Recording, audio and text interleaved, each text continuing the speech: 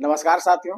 तो आज हम लोग आपके सामने एक चैप्टर लेके आए हैं और वो रीजनिंग का है कैलेंडर, है ना। कैलेंडर से आप देखे होंगे कि हर एक एग्जाम में कैलेंडर से सवाल रहता है और कैलेंडर का सवाल जब आता है तो हमारा दिमाग क्या होता है कि हिल जाता है कि भाई जो सवाल दिया हुआ है वो कैसे बनेगा, है ना। सोचने पर मजबूर हो जाते हैं। तो हम आज क्या करेंगे कि यही चैप्टर को एक अच्छे तरीके से और एक शॉर्ट ट्रिक से बनाने का प्रयास करेंगे कि कैलेंडर का क्वेश्चन हमारा एग्जाम में आसानी वे में कैसे बन सकता है। ठीक है, तो देखिए कैलेंडर हम लोग जानते हैं कि कैलेंडर हमारा क्या चीज का डिनोटेशन करता है, क्या हमें बताता है। तो कैलेंडर हमें बताता है या दिन बताता है, महीना और वर्ष बताता है। दिन, महीना और वर्ष।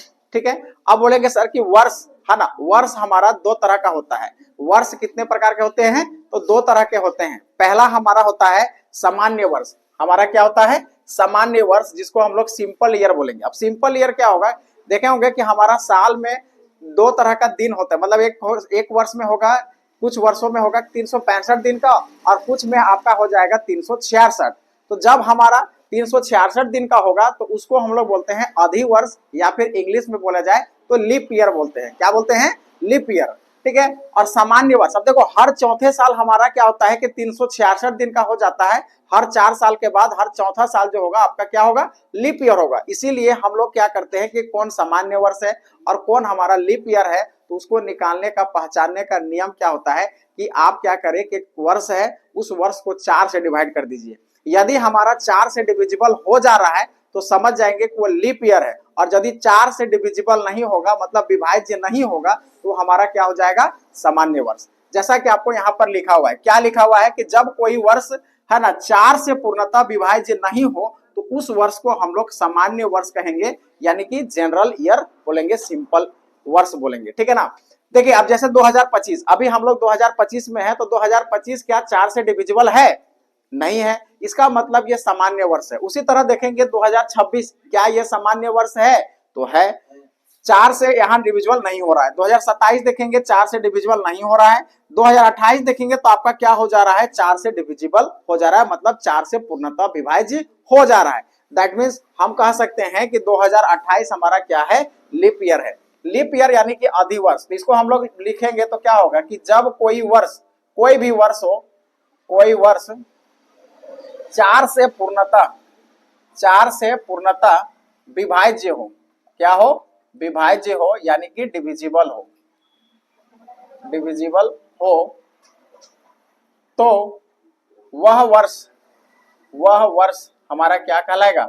अधिवर्ष कहलाएगा, यानी कि लीप ईयर कहलाएगा। क्या कहलाएगा? Leap year. ठीक है, लीप ईयर, है ना। इसको हम लोग यहाँ पर लिख सकते हैं लीप ईयर। ठीक है, अब जैसे देखिए कि आपको हम अभी बताएं कि 2028 हमारा 4 से डिविजिबल हो जा रहा है, तो ये हमारा क्या होगा? लीप ईयर होगा। इसके बाद 2028 के बाद लीप ईयर कब आएगा बताइए? अब इसमें 4 जोड़ दीजिए, हमारा आएगा, है ना, 32, यानी कि ये भी 4 से डिविजिबल है। हर चौथे साल हमारा क्या होगा कि लीप ईयर होते चला जाएगा।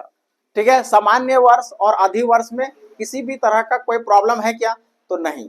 अब इसके बाद हम लोग को वर्ष तो समझ गए कि वर्ष हमारा दो तरह का होता है, एक सामान्य वर्ष होता है, एक अधिवर्ष होता है। अब देखिए दिन में आइए कि दिन, सप्ताह में कितने दिन होते हैं? सप्ताह में कितने दिन होते हैं? 7 दिन होते हैं। कौन कौन सा दिन होता है?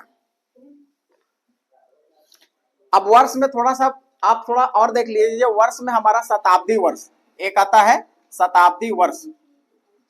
शताब्दी वर्ष किसको बोलेंगे? शताब्दी मतलब सेंचुरी वर्ष, सेंचुरी ईयर, है ना, उसको सेंचुरी बोलेंगे। तो सेंचुरी हम लोग क्या बोलते हैं? सेंचुरी मतलब 100 साल, है ना। जब 100 साल पूरा हो जाएगा तो हमारा क्या बोलेंगे कि 100 साल हो गया, शताब्दी हो गया। 100 साल होने के बाद तो सेंचुरी ईयर में हमारा क्या होगा कि जब हमारा 100 से डिविजिबल हो जाए तब वो क्या कहलाएगा? सेंचुरी कहलाएगा, है ना। तो शताब्दी वर्ष हम लोग क्या बोलेंगे? ऐसा वर्ष,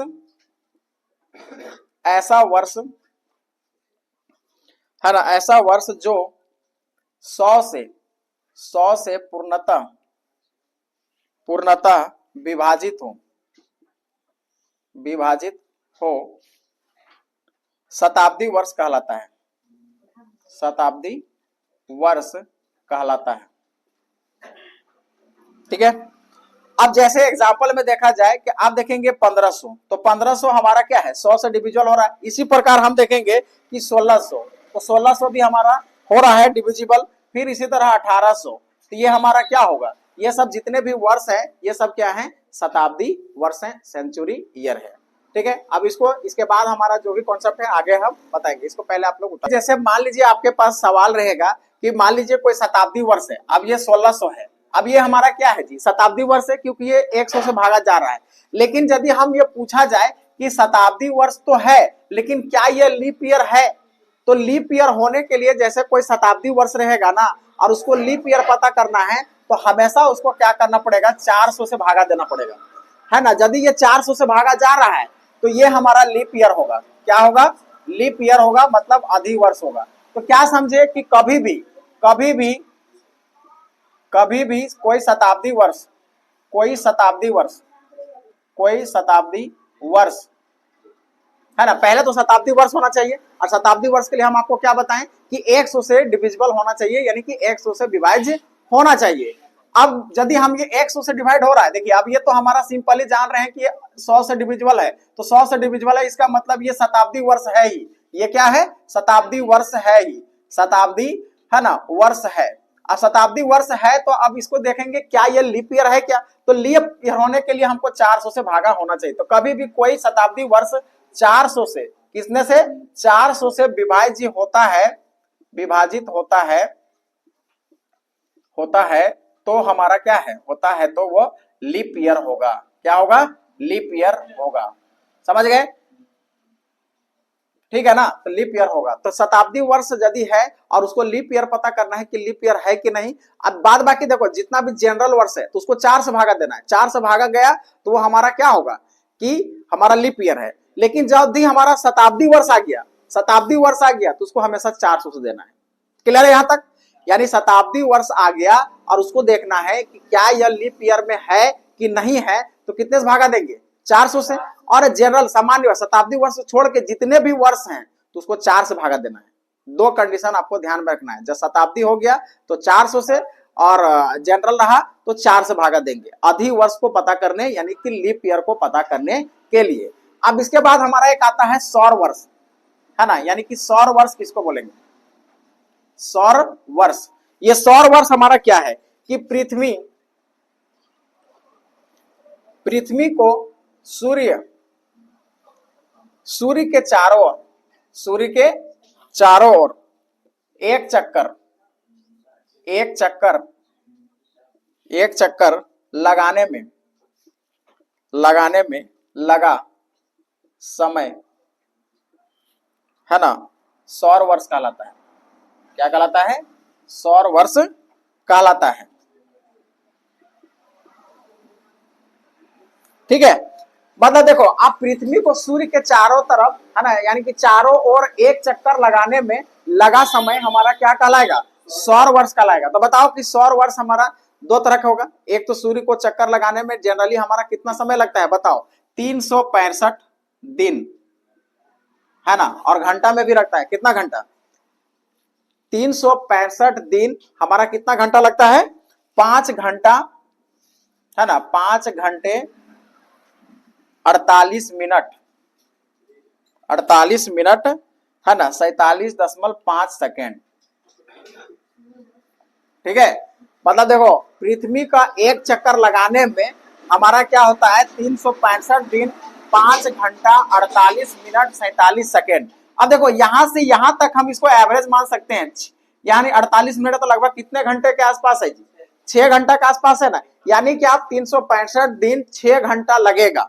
अब देखो 4 साल में 6 को गुना करो तो 4 6 24, यानी पूरा एक दिन बन गया, एक दिन रात बना ना। इसलिए हर चौथे साल में क्या होता है कि ये 6 साल को जो है ना, ये वाला पार्ट को हम लोग हटा देते हैं और ये सामान्य वर्ष में 4 साल तक ऐसे ही हम लोग चलते रहते हैं 365 दिन मान के चलते हैं। और जैसे ही चौथा साल आता है और ये पूरा एक दिन बन जाता है तो उसको हम लोग 66 दिन बना देते हैं, 366 दिन, और वो क्या कह देते हैं, लीप ईयर है। एक्चुअल में हमारा जो पृथ्वी को चक्कर, मैंने पृथ्वी है सो सूर्य का चक्कर लगाने में कितना समय लगाता है, 365 दिन 5 घंटे 48 मिनट 47.5 सेकेंड का समय लगाता है एक्चुअल में। लेकिन जनरली किसी को पूछिएगा तो बताइएगा तो क्या पूछेगा, क्या बोलेगा, 365 दिन लगता है और चौथा साल में उसको ज्यादा दिन लगता है। तो भाई ज्यादा दिन नहीं, ये हमेशा इसको क्या करते हैं हम लोग, इसको नेग्लिजिबल मान के चलते हैं और एक ही बार क्या करते हैं कि चौथे साल में एक दिन बढ़ा देते हैं।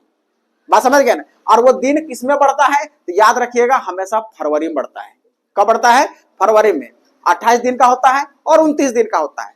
तब मान लीजिए किसी का बर्थडे 29 तारीख का रहा, तब वो कैसे मनाएगा, हर चौथे साल में अपना बर्थडे मनाएगा क्या, नहीं। तो लास्ट ईयर में मतलब 28 जिस 29 तारीख हुआ तो 29 तारीख को मनाएगा, अन्यथा 28 तारीख को मना लेगा। समझ रहे कि नहीं, क्योंकि हर चौथे साल में उसका बर्थडे आएगा भाई 29 फरवरी, तब फिर वो 4 साल में एक ही बार ना बर्थडे मनाएगा जी। समझ रहे ना। तो वैसा स्थिति में आप याद रखिएगा कि हमारा क्या कहलाता है, सौर वर्ष कहलाता है। क्लियर है यहां तक। देखिएगा कि लीप ईयर में एक और हमारा नोट है, नोट में आपको क्या ध्यान रखना है कि अधिवर्ष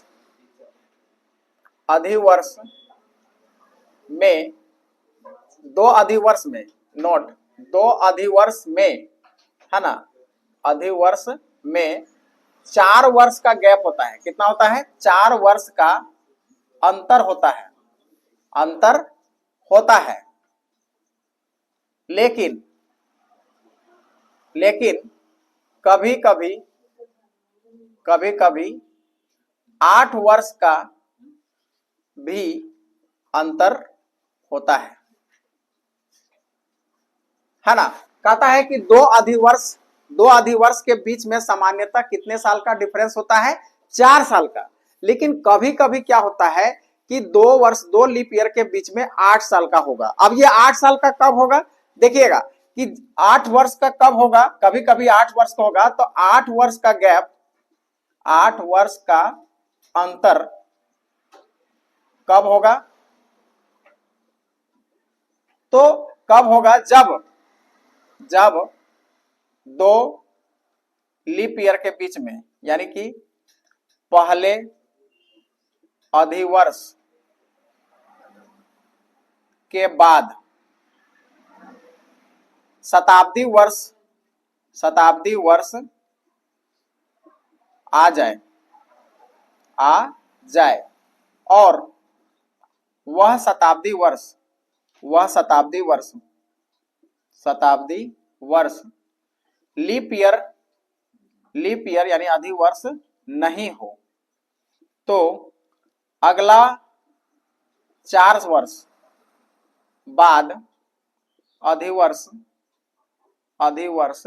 होगा, है ना। एग्जाम्पल में देखिएगा कि जैसे मान लीजिए कि हमारे पास 1984 है, यानी क्या है 1986 मान लेंगे, कितना 1986 नहीं 1996, क्या मानेंगे 1996, 1896 1996 के बाद तो हमारा 2000 आ जाएगा, तो 2000 हमारा क्या हो जाएगा, लीप ईयर हो जाएगा। अब मान लीजिए कि 1896 है, तो 1896 के बाद हमारा अगला 4 साल हम जोड़ेंगे तो कितना साल जाएगा, 1900 जाएगा।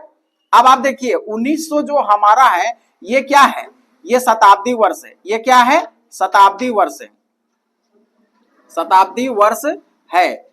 लेकिन हम बताएं कि शताब्दी वर्ष होता है तो उसको 400 से भागा देना है, तब वो जाके पता चलेगा वो लीप ईयर है कि नहीं। तो क्या आप 1900 को 400 से भागा देंगे तो ये पूरी तरह से डिविजिबल होगा, नहीं होगा।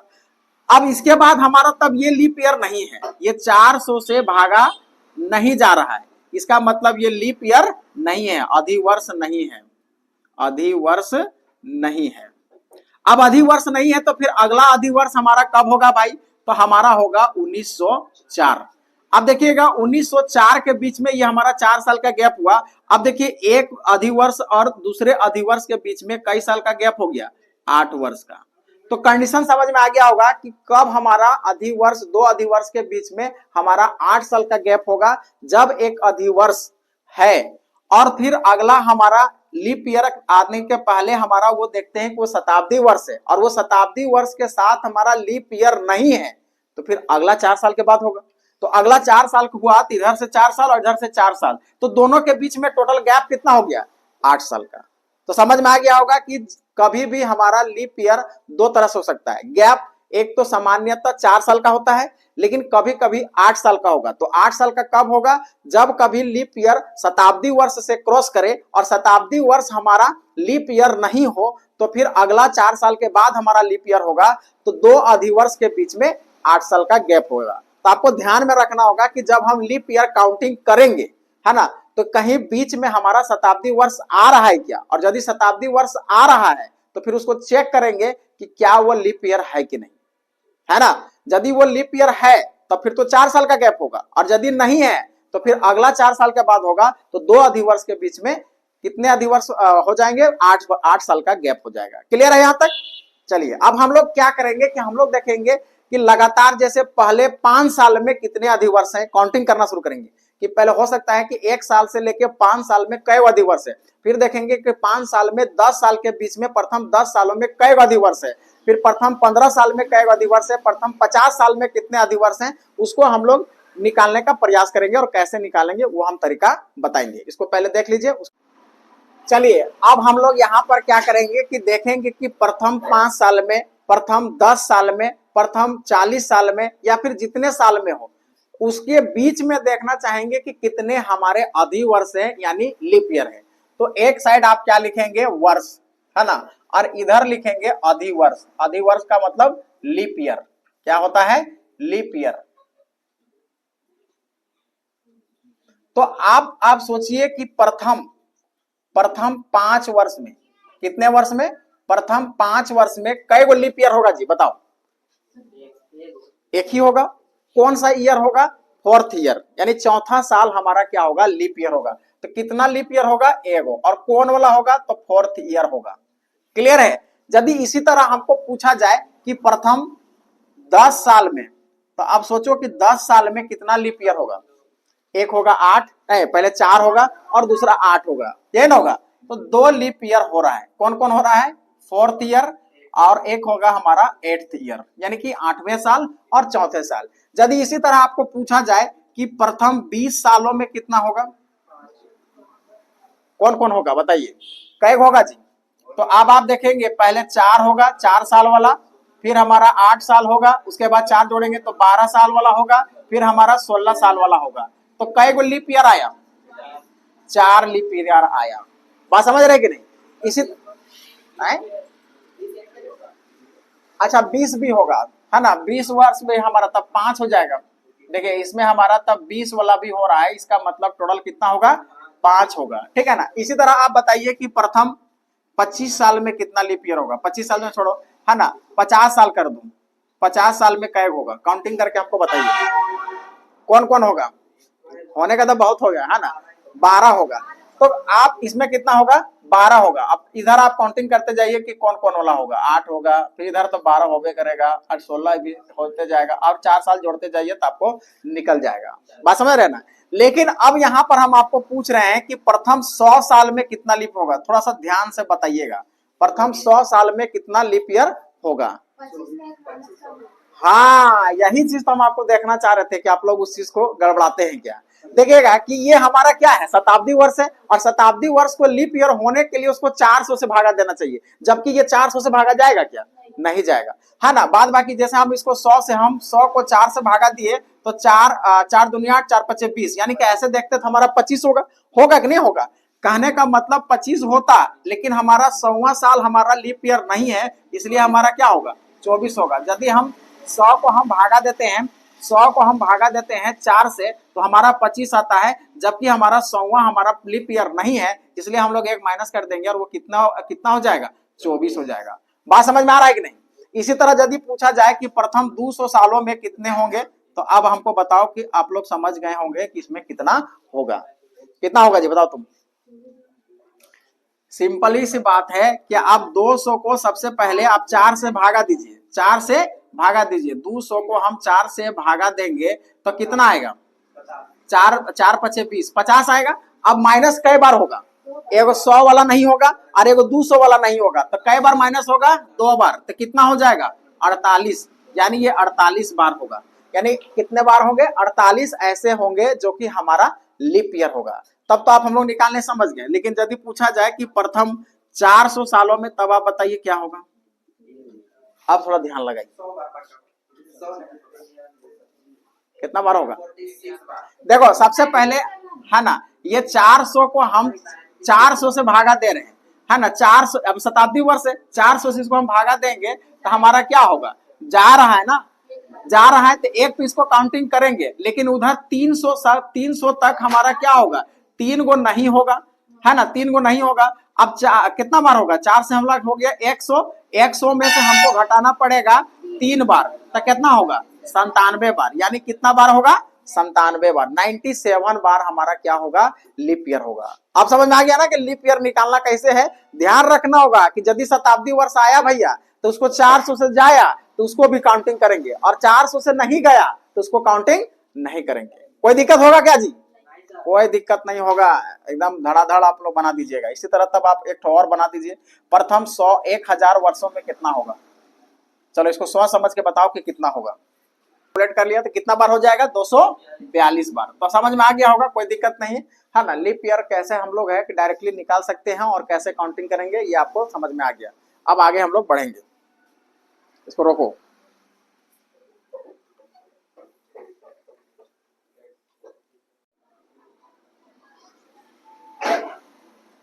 चलिए अब हम लोग क्या किए कि जहां तक आपको हम अभी समझाएं, है ना, वहां से कैसे सवाल बन सकते हैं उसको हम लोग थोड़ा प्रैक्टिस कर लेते हैं।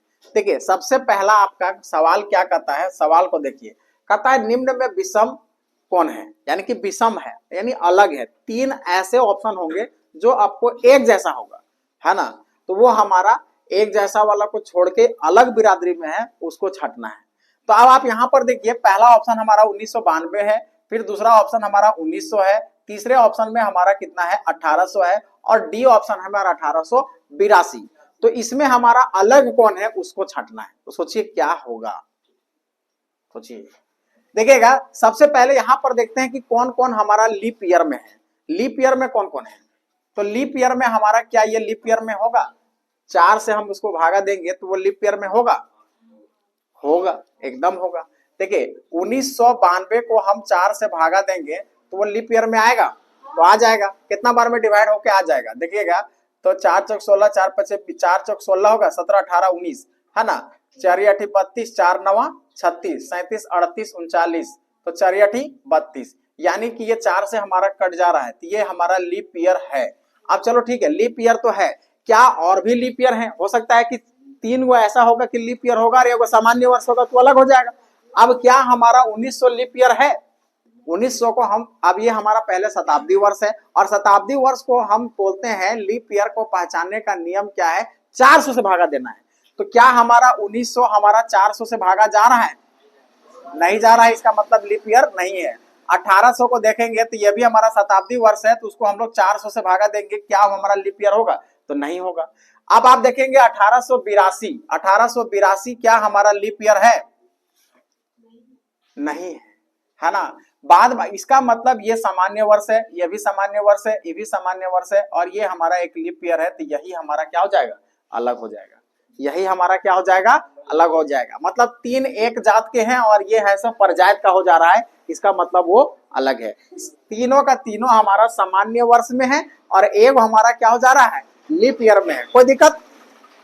अब सेकेंड क्वेश्चन आइए। सेकेंड क्वेश्चन हमारा क्या कहता था कि वर्ष 2009 और 2019 के बीच में कितने अधिवर्ष हैं, है ना।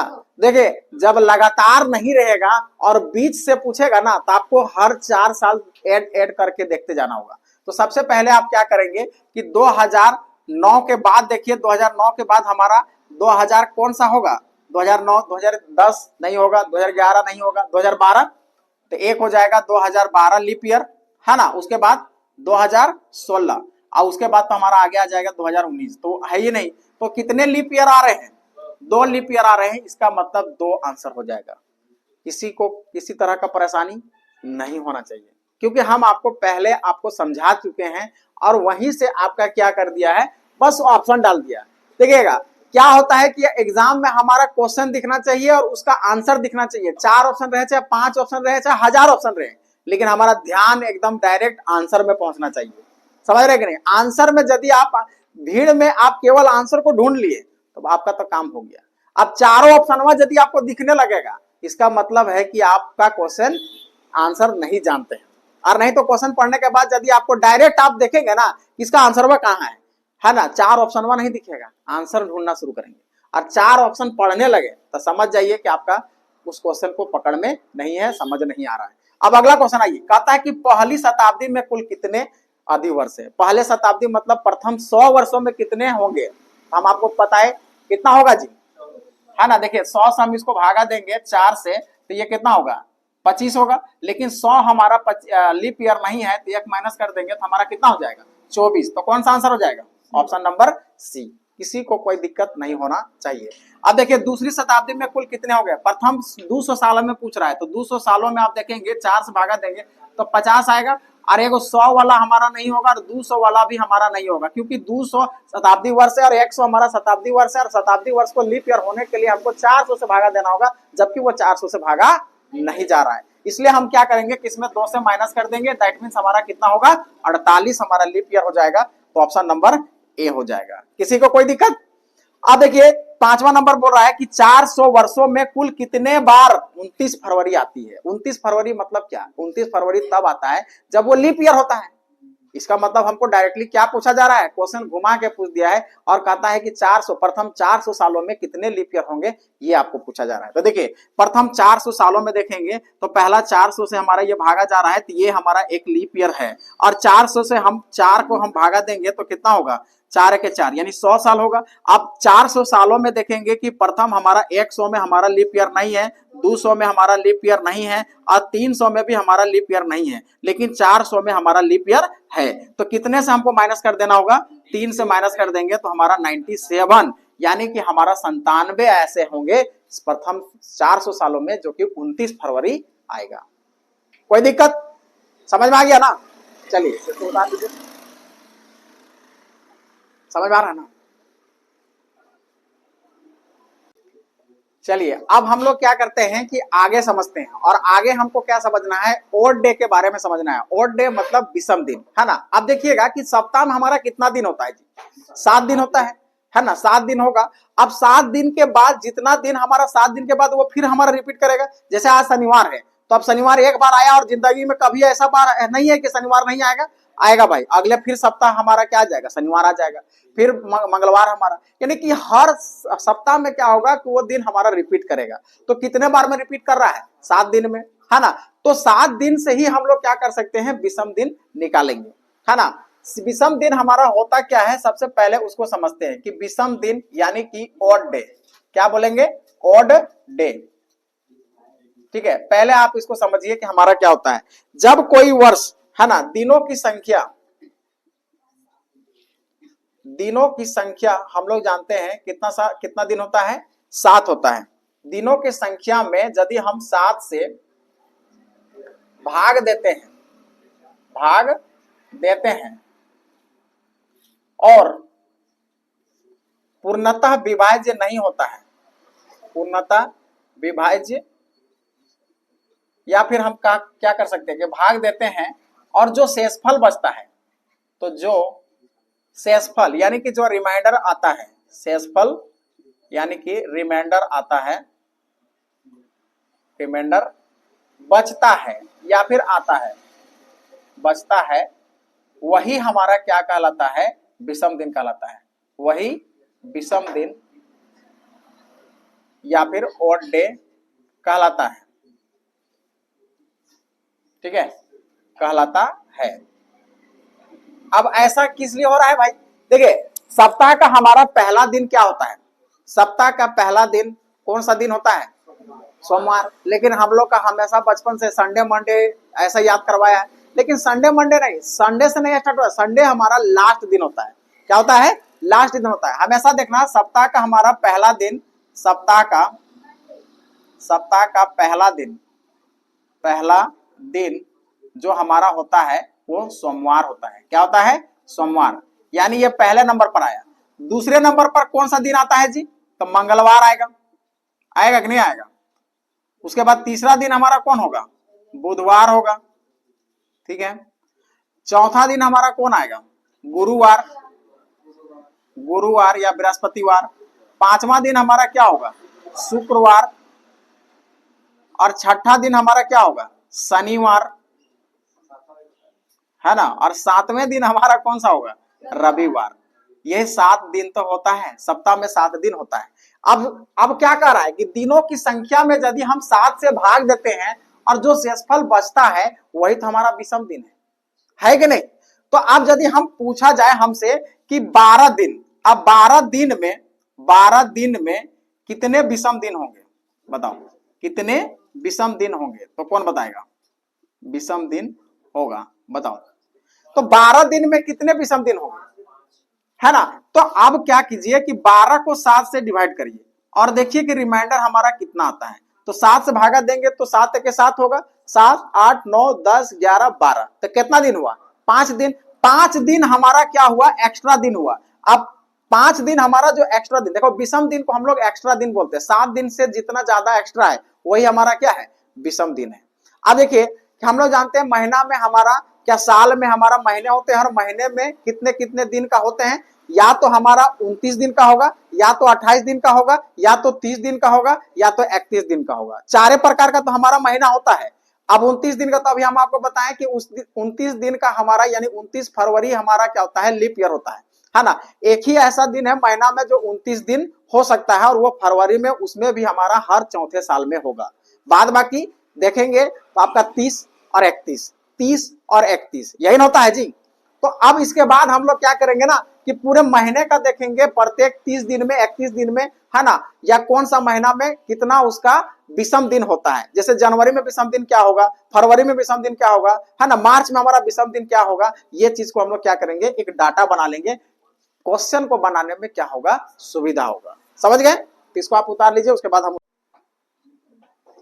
देखिए अब हम लोग यहाँ क्या करते हैं कि एक लिस्टिंग बना लेते हैं और लिस्ट तैयार करते हैं, जिससे क्या होगा कि हमारा एग्जाम में क्वेश्चन को बनाने में क्या होगा, आसानी होगा। अब आसानी कैसे होगा, जैसे पूछा जाए कि प्रथम 15 दिन यानी कि 15 दिन में विषम दिन कितना होगा, तो आप बताइए कि 15 दिन में विषम दिन कितना होगा। 7 से भागा दीजिए तो 7 दूना 14, तो विषम दिन हमारा कितना होगा, 1 होगा। एक अभी आपको पता है कि विषम दिन वही होता है जो 7 से भागा देते हैं और जो रिमाइंडर बच जाता है, यानी कि डिवाइड नहीं गया और रिमाइंडर में आ गया तो हमारा क्या होगा, विषम दिन होगा। तब देखिए विषम दिन क्या क्या हो सकते हैं उसको थोड़ा सा ध्यान रखिएगा। विषम दिन हमारा हो सकता है 0 हो सकता है, 1 हो सकता है, 2 हो सकता है, 3 हो सकता है, 4 हो सकता है, 5 हो सकता है, 6 तक हो सकता है। क्या 7 हमारा होगा क्या, अरे भाई 7 तो ही तो 0 है ना। 0 को हम लोग या तो 7 बोल दो या तो 0 बोल दो, बतिया देख के है ना। 7 का यदि हमारा 7 से हम उसको भागा देते हैं तो हमारा 0 हो जा रहा है, इसका मतलब विषम दिन हमारा 7 है या तो 0 है। तो हमेशा क्या होगा, 7 से कम होगा। कभी भी हमारा विषम दिन माइनस में नहीं हो सकता है, कभी भी डेसिमल में नहीं हो सकता है, हमेशा होगा तो हमारा होल नंबर में होगा और वो भी हमारा 7 से कम में होगा। 0 होगा, 1 होगा, 2 होगा, 3 होगा, 4 होगा, 5 होगा, 6 होगा। इसके अलावा हमारा 0 कैसे नहीं होगा, जब रिमाइंडर कुछ नहीं होगा तब। जैसे मान लो हमारा बोले कि है ना 14, अब इसमें बताओ कि विषम दिन कितना है, 0 हुआ ना, तब अभी बोले अब 0 नहीं होगा, है ना, होगा कि नहीं। अब इसमें विषम दिन पूछा जाए, आप यहाँ लिख दीजिए, है ना, कि मान लीजिए 35 दिन में कितना विषम दिन होगा, 35 दिन में कितना होगा, 0 हो जाएगा। 7 × 5 = 35, पूरी तरह कट जा रहा है तो विषम दिन क्या हुआ, 0 हुआ। बात समझ में आ गया ना। अब देखिए महीना का हमारा दिन को देखते हैं, या तो हमारा 28 दिन का होता है, ठीक है ना, या तो हमारा 29 दिन का होगा, ठीक है, दिन महीना, या तो हमारा 30 दिन का होगा, ठीक है, या तो हमारा 31 दिन का होगा, ये ना होगा जी। तो ये हमारा चारों का चारों हमारा क्या है, महीने के दिन है, महीने के दिन है। अब महीने के दिन में हमारा यही होगा। तब आप देखिए कि 28 दिन का यदि महीना है तो उसमें हमारा विषम दिन कितना होगा, 7 7 × 4 = 28, यानी कि 0 हो जाएगा। यानी 28 दिन में हमारा विषम दिन कुछ भी नहीं होगा, 0 होगा। और विषम दिन हमारा जैसे उसमें क्या हो जाएगा, 0 है तो इसका मतलब उसमें कोई बदलाव नहीं आ रहा है, ठीक है। अब आप देखिए कि 29 दिन में कितना होगा, 1 होगा, 30 दिन में कितना होगा, 2 होगा, और 31 दिन का रहेगा तो 3 होगा। इस डाटा को आप ध्यान में रखेंगे तो क्वेश्चन को बनाने में क्या होगा, आसानी होगा, ठीक है ना। अब इसके अलावा हमारा किसी का भी विषम दिन निकालना हो तो 7 से भागा दीजिए, जो हमारा रिमाइंडर आएगा वही हमारा क्या होगा, विषम दिन होगा, ठीक है। तो आज हम लोग इतना ही करते हैं। इसी से रिलेटेड क्या करेंगे, अगले बार पहले क्वेश्चन को प्रैक्टिस कर लेंगे, फिर हम लोग आगे कॉन्सेप्ट में समझेंगे कैलेंडर का, ठीक है।